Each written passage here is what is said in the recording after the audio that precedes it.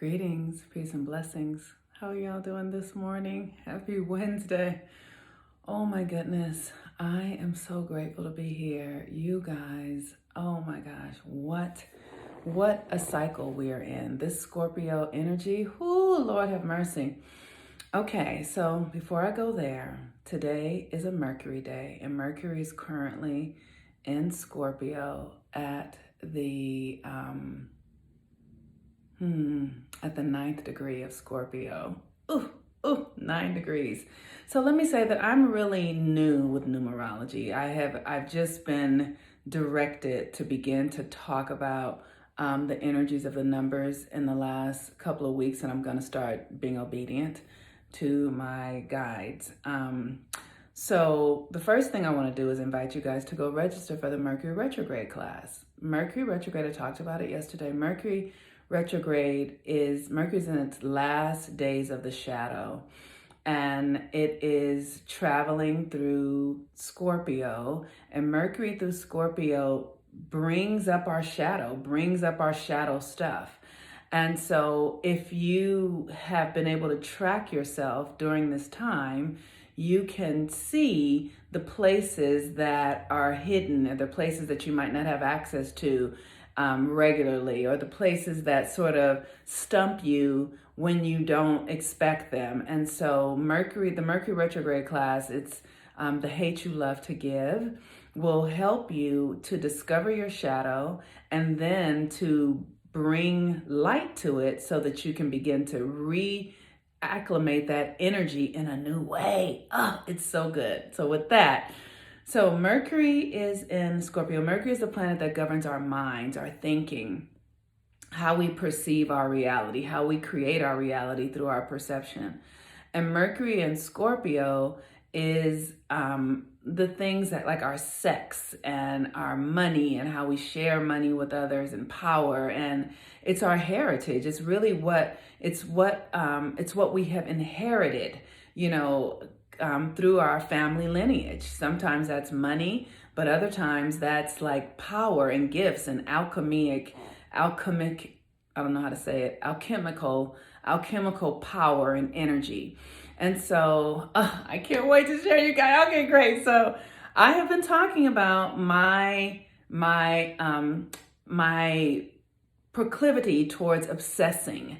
And it's been really hard to talk about because I've been in it while I'm also sharing about it. The reason I've been sharing about it because I know that so many women have this going on.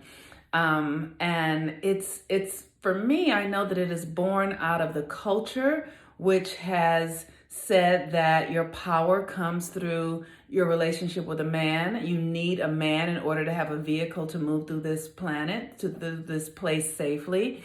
But also it has come from, I've shared with you guys that my mother was a prostitute, my father was a pimp. So in my family lineage, the women in my family, and many women will relate to this, have a ton of sexual power, like sexual, desirous, sensual power.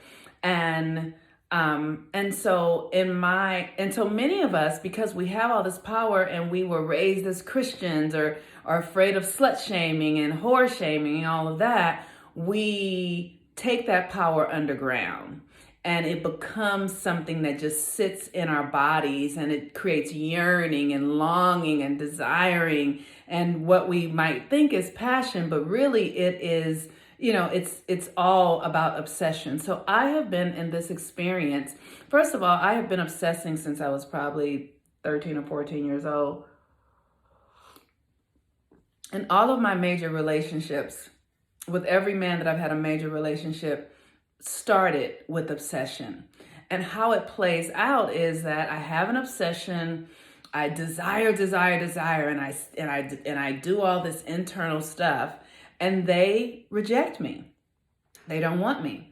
And then after a while, some time passes, then they come back around. I continue the obsessing and yearning and desiring, and then they come back around, and when they come back around, I no longer am interested in them because it wasn't ever about them. It was totally about my pattern and habit of obsessing and not having my needs met, and the compulsion to yearn and desire. And so as soon as they come back and say, okay, I am no longer interested or available, because like I said, it was more about this yearning and the power. So last night I had a conversation with the current person that I've been in my obsession with, and it was so profound because for the past few weeks, when the sun has been in Scorpio, I could see like, oh, it's about to come. I could feel it. I did the Mercury retrograde class. I could feel it come up. Here's my shadow, my obsessing. And the thing about Scorpio is about power. It's genuinely about our power to create, our power to alchemize, our power to build the reality that we desire.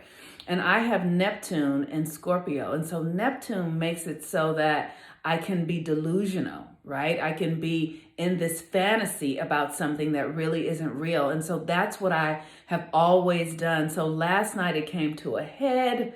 My friend actually called me on it in this incredible way, even though I already knew it was going on, but I had to live into it. I couldn't skate it or scapegoat it. I had to actually be in the experience of it so that I could see it and experience and get my power back while I was in it. I had to surrender to the pattern so that I could actually see myself clearly, allow myself to be seen clearly, and then get the power back. And it's a very interesting thing, this feminine power we have. Like, we are the creators of the material reality, and we've been conditioned to believe that the order is the man first, the woman second. When the truth of the matter is that the order is always the feminine first, right? Because the feminine connects to the divine. The feminine connects to the higher self in a way that the masculine does not, because they're so anchored on earth. And so when we go into this desiring and yearning for a man, we lessen ourselves.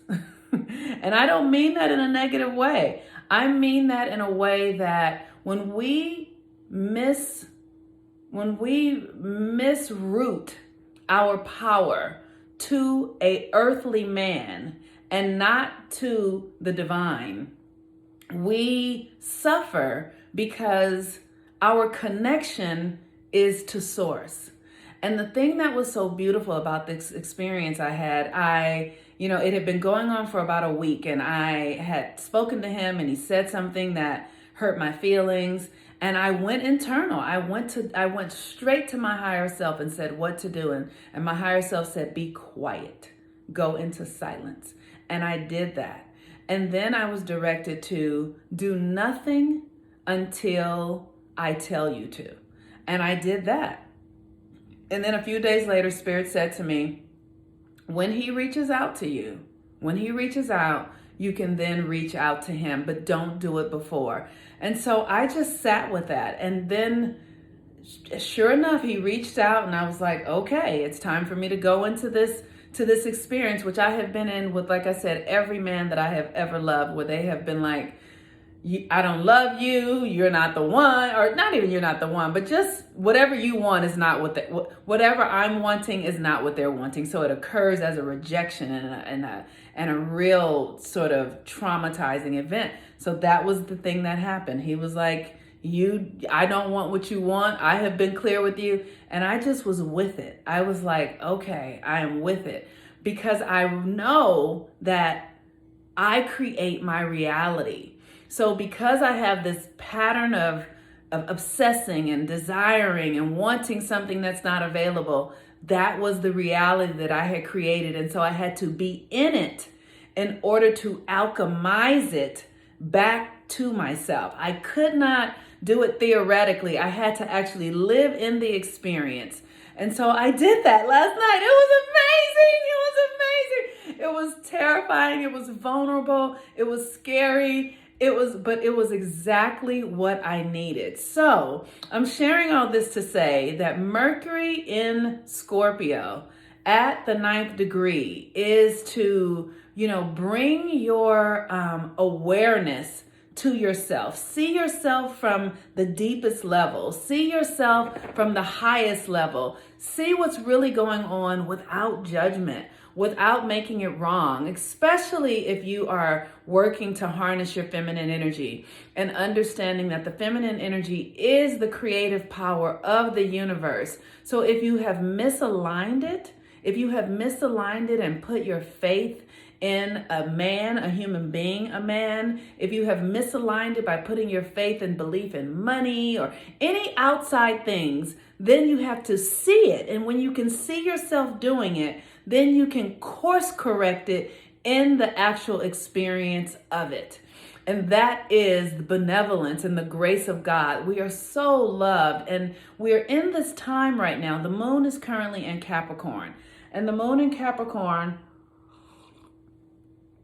is at 14 degrees. And the moon in Capricorn says it's we want to create new structures. And because Pluto is in Capricorn, and Pluto governs this Scorpio, the Scorpio energy, and Mercury is in Scorpio, there are cycles inside of us that are dying. Pluto is death. Pluto is transformation. Pluto is alchemy.